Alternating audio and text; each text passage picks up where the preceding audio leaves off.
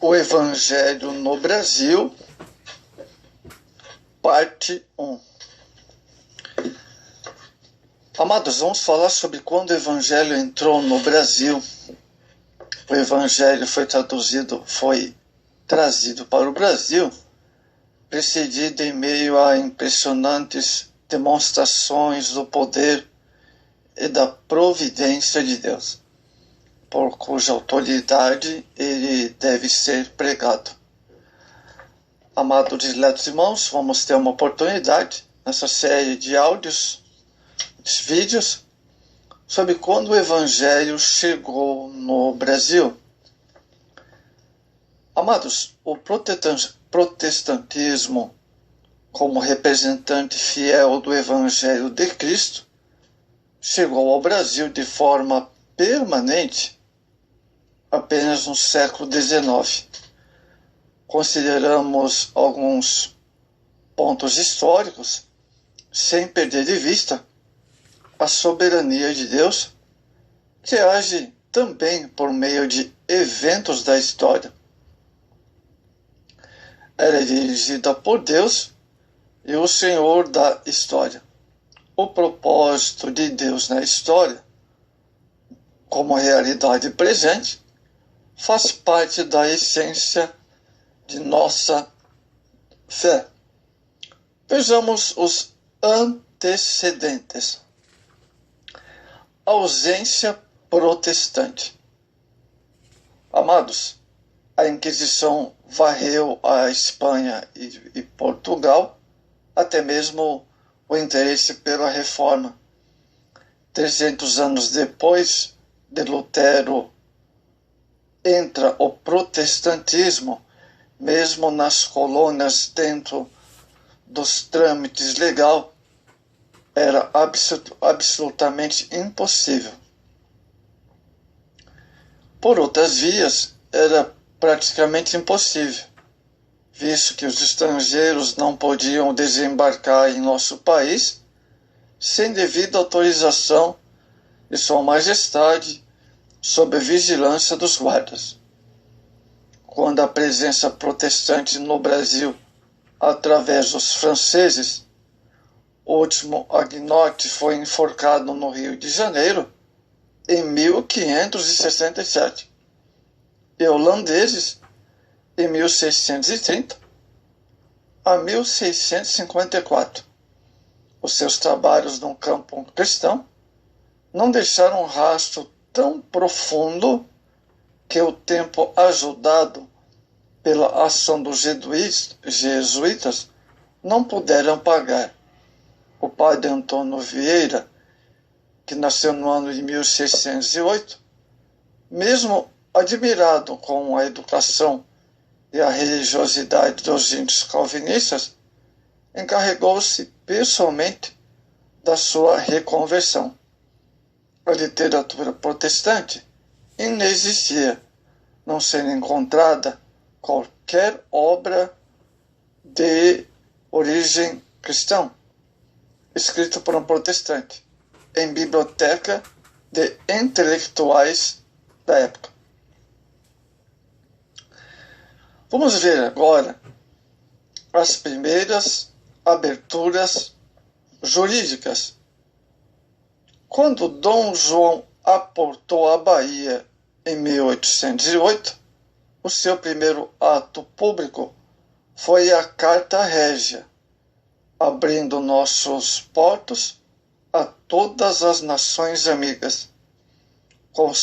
Foi isto devido ao Conselho da Inglaterra, que, sendo a única nação importante amiga de Portugal, todas as outras de igual valor comercial eram aliadas ou vassaladas de Napoleão. Assim, astutamente, dividia com Portugal o comércio do Brasil. Seja como for, mas foi dado o passo inicial para o grande comércio internacional, para a imigração de estrangeiros e, consequentemente, para a liberdade de cultos. Os tratados de 1810, assinados com a Inglaterra, seriam resultados naturais. Os tratados de 1810. Em 1810 foram assinados dois tratados, o Tratado de Aliança e Amizade e o de Comércio e Navegação. Pelo Tratado de Aliança e Amizade, concede-se liberdade de culto aos protestantes estrangeiros, podendo inclusive construir edifícios com algumas restrições. O proselitismo era proibido e seria punido com a deportação. Mas já foi um avanço. Vejamos a Constituinte de 1823 e a Constituição de 1824. Na Constituição de 1824, primeira Constituição brasileira, temos uma consequência até certo ponto lógica do Tratado de Comércio e Navegação. Assim, no seu artigo 5, lemos: a religião católica apostólica romana continuará a ser a religião do Império. Todas as outras religiões serão permitidas, com seu culto doméstico ou particular, em casas, para isso destinadas sem forma alguma exterior do templo. Permite-se a construção de locais para o culto protestante, mas sem torre e sino. Muito bem, vimos sobre a Constituição na época, as regulamentações, as restrições.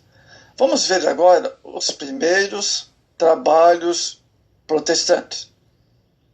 O período de 1808 a 1821 é de grandes transformações religiosas no Brasil. O Brasil colônia passa o Brasil Império, a Inquisição que tivera seus tentáculos no Brasil, agora cede lugar a uma relativa liberdade religiosa. A partir de 1810, começaram a chegar ao Brasil estrangeiros, de origem protestantes, suecos, suíços, alemães. Não eram missionários, mas sim colonos protestantes que viu tentar a vida em um novo continente. Os pastores que acompanharam não tinham como objetivo imediato a conversão dos nativos, mas a assistência pastoral aos fiéis protestantes. Vejamos, os anglicanos. A partir de 1810, os ingleses passaram a celebrar o culto protestante a bordo de seus navios de guerra, que ancorava no porto do Rio de Janeiro, ou em residências particulares, inclusive a de Lord Stanford. A 18 de agosto de 1819, inicia-se a construção do templo, sujeita às restrições do Tratado de Comércio e Navegação. Nessa data, há lançamento da pedra fundamental da Igreja de São Jorge e João Batista, Rua dos Barbonos, atual Evaristo da Veiga, honrando assim os soberanos, respectivamente, da Inglaterra e de Portugal. A partir desta capelania consular, outras se sucederam. Recife, 1838 a 1839. E Bahia. Vamos ver a chegada dos luteranos. Os luteranos começaram a chegar ao Brasil no ano da Constituinte, 1823. A tolerância e a sua presença estava ligada indiretamente ao Tratado de 1810. Muitos alemães que vieram para o Brasil vieram em terra longínqua e como Canaã prometida por Deus, entoando cânticos que expressavam esta fé. Em 3 de 5 de 1824, chega o primeiro grupo de imigrantes alemães, constituído de 334 pessoas. Nesse mesmo dia foi realizado o primeiro culto evangélico em Nova Friburgo. Em 1827, eles construíram seu templo, que precisou ser demolido por ordem judicial no ano de 1857. Construir outro perto do local anterior. Mas a capela era pequena e com pouca vitalidade cristã. Os metodistas, o missionário metodista Reverendo Fontaine e Pitts, estabeleceu-se no Rio de Janeiro em 1835.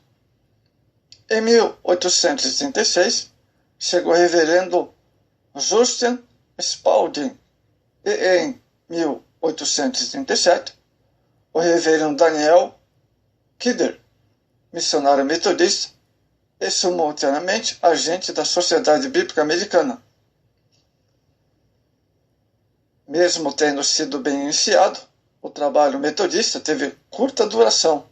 Nessa primeira fase, a missão metodista encerrou suas atividades no Brasil em 1841 e só teria o seu reinício definitivo em 1867, com a chegada do reverendo Junius Stan Newman